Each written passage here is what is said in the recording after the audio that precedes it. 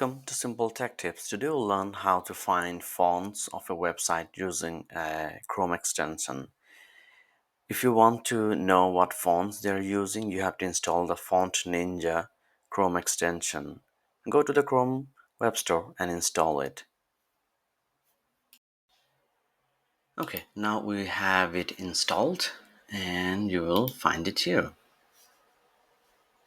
Fonts Ninja, we'll just pin it so that you can use quickly. Okay, go back to this.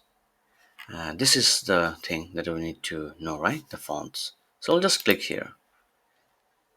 It will start analyzing the fonts found on the website. Okay, so this is your first time, so they're asking us, providing us with some information. So just click them. Okay, done. Okay, so now when you move your cursor mouse, you'll see it says sans serif regular with the size and other information like and the color.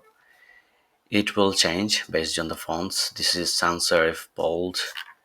You see, like this is super easy, right? It's you get to see like what are the fonts they're using. So this is how you use